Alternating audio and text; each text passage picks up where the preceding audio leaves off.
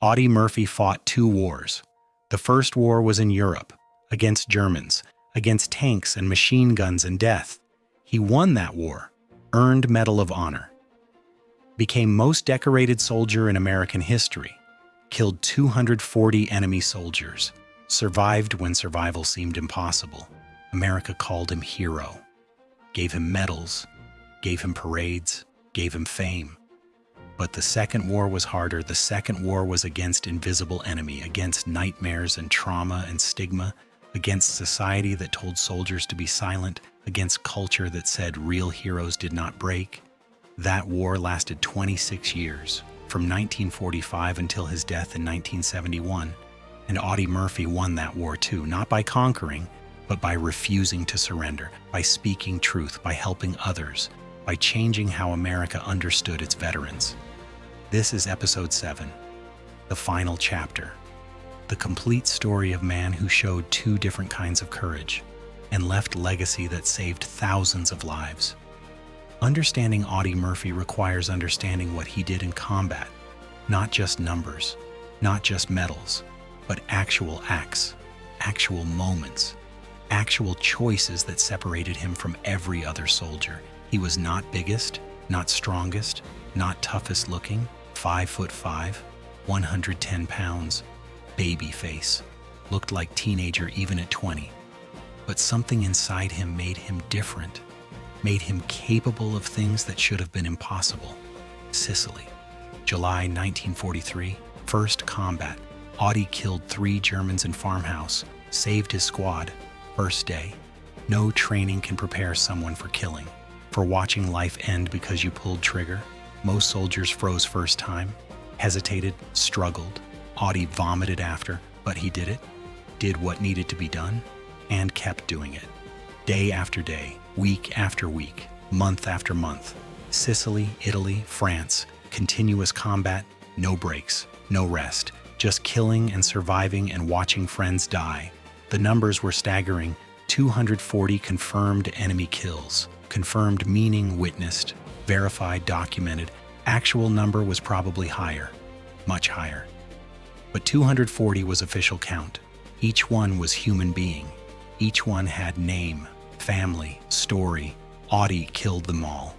Not from distance, not with artillery or bombs, with rifle, with machine gun, close enough to see faces, close enough to watch them fall, close enough to remember everyone. Brandon died next to him in Sicily. Head exploded by German sniper, blood and brain matter spraying across Audie's face. That moment broke something in Audie, made him colder, made him more efficient, made him more dangerous. He charged German position alone, killed 8 Germans, saved company, earned first medal. But medals did not bring Brandon back, did not erase memory, did not stop nightmares that would haunt him for 26 years. Italy was worse, mountains, cold, endless combat. Audie was promoted, given command. Men twice his age followed his orders, trusted him. He kept them alive through intelligence and instinct and incredible marksmanship. But men still died. Men he commanded, men he knew. Each death added weight. Each loss created new ghost. Audie carried them all, in memory, in nightmares, in guilt that survivor carries forever. Then France. January 26, 1945, Holtzwihr, the moment that defined everything. 6 German tanks, 250 German infantry, 40 Americans, impossible odds. Audie ordered his men to retreat. They ran. He stayed, climbed onto burning M10 tank destroyer, alone. Tank could explode any second, flames all around him. German bullets everywhere. He grabbed 50 caliber machine gun, and for 1 hour he held that position. 1 hour of continuous killing. 50 Germans died. Audie was wounded, kept fighting, called artillery on his own position, kept firing, never stopped, never retreated, never surrendered. That act earned Medal of Honor, highest military decoration, given only for valor above and beyond call of duty, given rarely, given to heroes. But Audie never felt like hero, felt like survivor, felt like man who did what needed to be done because no one else was there to do it, felt like soldier following orders, following instinct, following training, not hero, just soldier. But America needed heroes, so Audie became one, whether he wanted to or not. But the real heroism, the harder heroism, the more important heroism, came after the war ended. When war ended, Audie Murphy came home to parades and medals and fame. America celebrated, America honored, America thanked. But America did not understand, did not see invisible wounds, did not recognize trauma, did not comprehend cost. In 1945, no one talked about psychological damage from combat. No one understood PTSD. Term did not even exist. Soldiers who struggled were weak, were failures, were unable to adjust. That was cultural understanding. That was societal expectation. Audie Murphy had nightmares from first night home, every single night for rest of his life. Woke up screaming, reached for a weapon that was not there, saw faces of men he killed, saw friends who died, relived worst moments over and over, but he told no one, said nothing, suffered in silence, because that was what heroes did. Heroes were strong, heroes overcame, heroes did not break. So Audie pretended he was fine, pretended war did not affect him, pretended he was okay. Hollywood found him, made him star, made him rich, made him famous. He made over 40 films, became one of most popular actors in America. But every film set with combat scenes triggered him. Every blank round fired sent him back to real combat. Every fake explosion brought real memories. He was reliving trauma for entertainment, for money, for career, and no one knew. No one saw.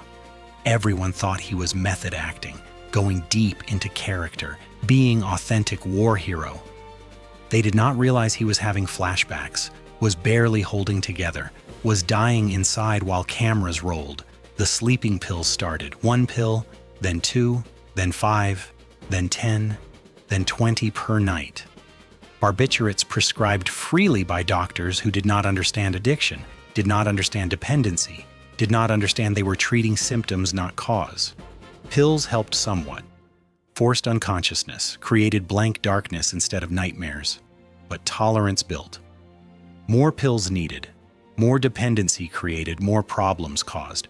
By 1960s, Audie Murphy was severely addicted, taking pills constantly just to function, just to sleep, just to survive. His family suffered. Wife lived with man who woke up swinging, who could not be touched while sleeping, who was never fully present, who carried war with him everywhere. Children grew up with father who loved them but could not show it properly, who was distant, who was trapped in past, who scared them sometimes, not intentionally, but trauma affected everyone in household. Invisible wounds wounded whole family. Then, 1963, Audie Murphy did something that required more courage than climbing onto burning tank. He told the truth. Most celebrities hid problems, hid addictions, hid mental illness, hid struggles. Public wanted perfect heroes, wanted success stories, wanted inspiration, did not want messy reality, did not want to hear about trauma and pain and weakness. So celebrities pretended, smiled for cameras, gave happy interviews, kept darkness private. That was rule, that was expectation, that was survival in Hollywood and public life. Audie Murphy broke that rule, gave interview to magazine, told them everything. Told them about nightmares, about sleeping pills, about addiction, about how he kept loaded gun under pillow, about how war destroyed him, about how success and money and fame did nothing to heal wounds, about how he still woke up screaming 20 years after war ended, about how he probably would never be normal, never be okay, never escape what combat did to him. The interview published. Response was brutal. Hollywood was furious, said he made movies look bad, said he made America look weak, said heroes should not admit weakness. Studios stopped calling, roles disappeared, offers dried up. His career ended, not because he was a bad actor, not because he was difficult, but because he told truth, because he admitted he was broken. Hollywood could not forgive that. America could not accept that. Heroes were supposed to be strong. Audie Murphy admitted he was not. That made him unemployable. But veterans thanked him, wrote letters, called, visited. They told him they had same problems, same nightmares, same struggles, said no one listened when they tried to get help, said doctors told them they were weak, said society told them to get over it, said Audie speaking out made them feel less alone, made them feel understood, made them feel like maybe they were not crazy, maybe they were normal, maybe trauma was real, maybe they deserved help. That feedback changed Audie, gave him new mission, new purpose, new war to fight. If he could not act anymore, could not make movies, could not be Hollywood star, he could help veterans, could speak for them, could advocate for them, could use his fame and name and credibility to change how America treated its warriors. This became his life work, his real legacy, his second war. He testified before Congress, told politicians about psychological wounds from combat, about how military sent men to war but abandoned them afterward, about how VA system failed veterans, about how mental health care was inadequate or non-existent, about how stigma prevented soldiers from seeking help, about how suicide rates among veterans were climbing, about how America had responsibility to help men it sent to fight. Politicians listened, some agreed, some ignored. But conversation started, awareness grew, change began, slowly, painfully slowly, but it began. He spoke at veteran events, support groups, hospital visits, anywhere veterans gathered, shared his story, listened to theirs, told them seeking help was strength, not weakness, told them survival was victory, told them they were not alone, told them psychological wounds were as real as physical wounds, deserved same treatment, same respect, same care. His words saved lives. Veterans who were considering suicide heard him and chose to live. Veterans who were suffering in silence heard him and sought help. Veterans who felt broken heard him and felt understood. The cost was everything, but the impact was immeasurable. Speaking truth cost Audie his career, his income, his financial security. By late 1960s, he was struggling.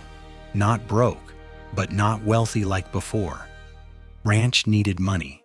Family needed money. Failed business ventures took what little remained.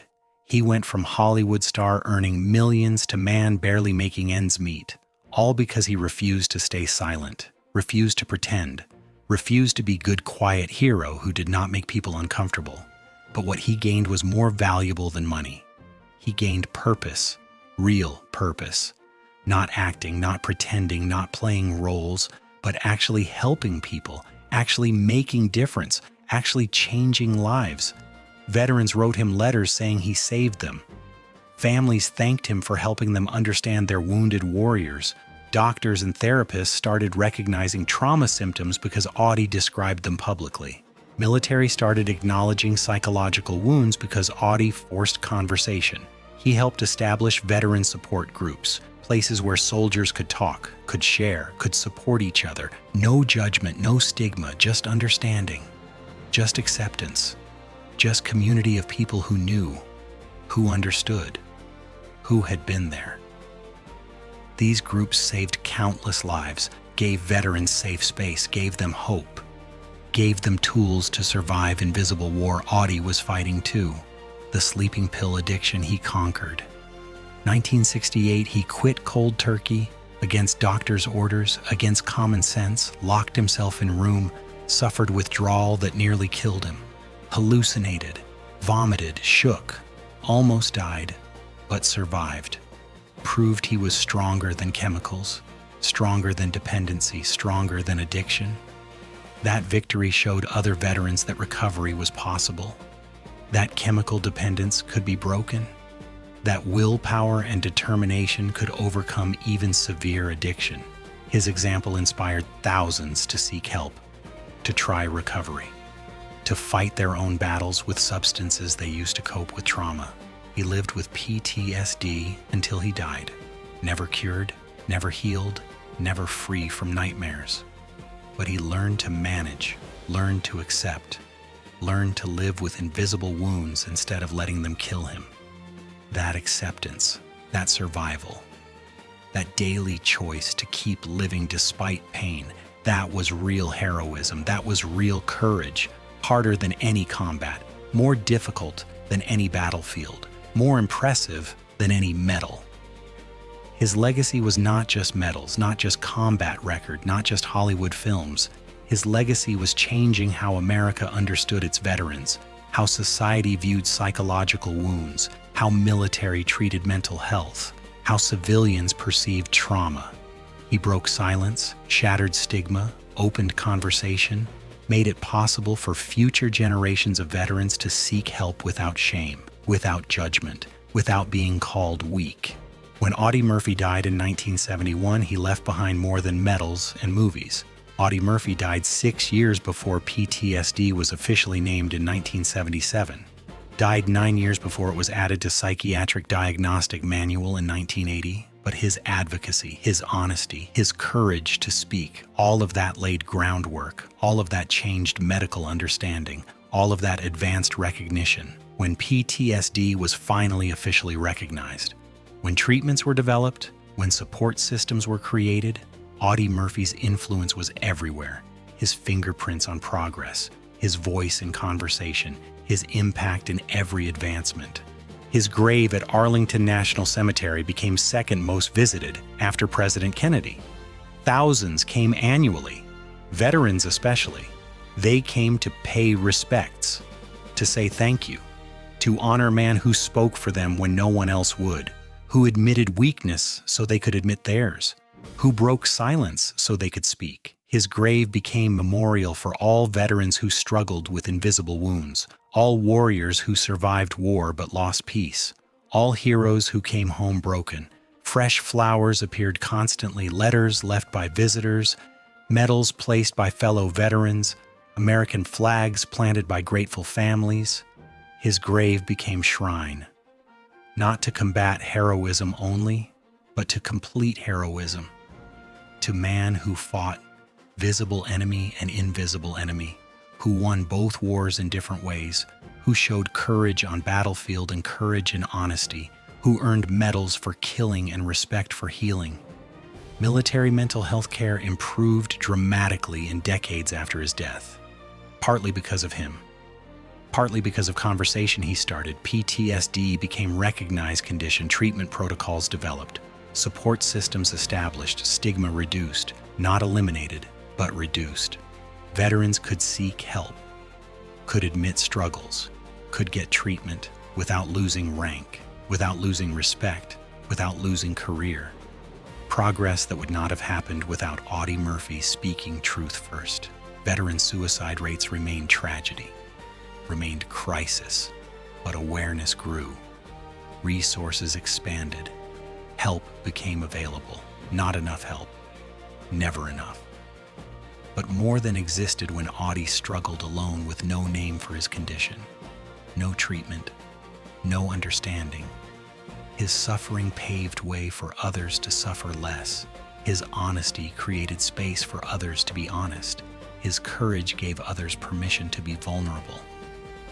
Books written about him focused increasingly on psychological aspect, on PTSD, on trauma, on mental health advocacy, not just combat heroism, not just Medal of Honor, but complete story, complete man, complete legacy. Academic studies used his case to understand trauma. Medical schools taught his symptoms to recognize PTSD. Therapy programs referenced his journey to show recovery was possible. He became more than war hero, became symbol, became example, became proof that psychological wounds were real and deserved respect. His children carried forward his mission, spoke about growing up with father who had PTSD, about what family experienced, about how trauma affected everyone, about importance of family support, about reducing stigma, about helping not just veterans but their families. They kept his message alive, kept his advocacy continuing, kept his impact growing. Generation after generation learning from man who fought 2 wars and taught America about both. 50 years after his death, Audie Murphy remained relevant, remained important, remained necessary. Every generation has new wars, new veterans, new trauma, Iraq, Afghanistan, future conflicts, technology changes, weapons evolve. Tactics advance, but psychological cost remains constant. Combat damages minds, killing scars souls, survival creates guilt, loss creates grief, war creates wounds that do not heal with time. Same wounds Audie Murphy carried, same nightmares, same hypervigilance, same inability to feel safe. Understanding his story helps understand all veterans. Modern soldiers still read about him, still learn his combat tactics, still study his battles, but increasingly they learn about his PTSD, about his nightmares, about his struggles, about his advocacy. Military uses his story to teach that seeking help is strength, that psychological wounds deserve treatment, that heroes can be broken and still be heroes, that survival after combat is ongoing battle deserving of recognition and support. His movies remain popular. To Hell and Back still watched, still studied, still referenced, but now with different understanding. Now knowing that man playing himself was reliving trauma, was suffering through filming, was barely holding together. That knowledge adds depth, adds meaning, adds respect, not just war movie, but documentary of man trying to survive by telling his story. His name appears on veteran support centers, PTSD treatment facilities, mental health programs, all honoring man who spoke first, who broke silence, who paid price for honesty. Each program bearing his name helps veterans he never met, saves lives he never knew, continues mission he started. His death ended his personal, but his legacy fights on, battles stigma, battles silence, battles systems that fail veterans, wins victories daily, saves lives constant, makes difference eternal. The gun under his pillow tells final lesson. 26 years of needing weapon to feel safe. 26 years of hypervigilance. 26 years of being unable to turn off combat mode. That was reality for him. That is reality for countless veterans today. Understanding that, accepting that, supporting that. That is honoring his memory. That is learning his lesson. That is continuing his fight.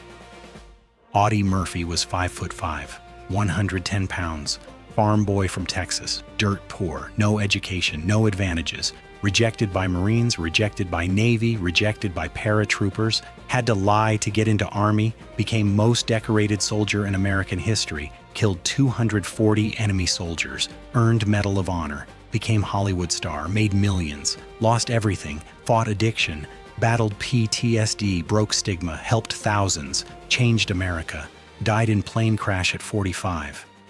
Left legacy that continues today. He showed two kinds of courage. Courage to fight enemy you can see, and courage to admit weakness to world that demands strength. Both kinds of courage were heroic. Both kinds mattered. Both kinds changed history. He won both wars. First war ended 1945. Second war continued until his death and beyond. Because his fight became everyone's fight. His voice became everyone's voice. His legacy became everyone's hope. We remember Audie Murphy not just because he killed 50 Germans on burning tank, not just because he earned Medal of Honor, not just because he was most decorated.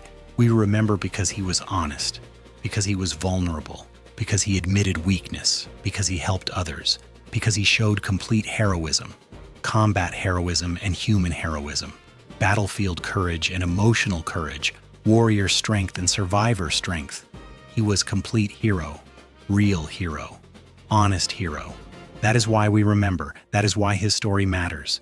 That is why his legacy continues. Today, tomorrow, forever, Audie Murphy, farm boy, soldier, warrior, hero, actor, advocate, survivor, legend, American. His wars are over. His battles are won. His legacy lives on in every veteran who seeks help, in every family who supports warrior, in every person who understands trauma, in every system that provides care, in every conversation about mental health, in every life saved by honesty. Audie Murphy fights on forever, immortal, eternal, hero who fought 2 wars and won both, hero who changed everything, hero who never stopped being hero, even when being hero meant admitting he was broken.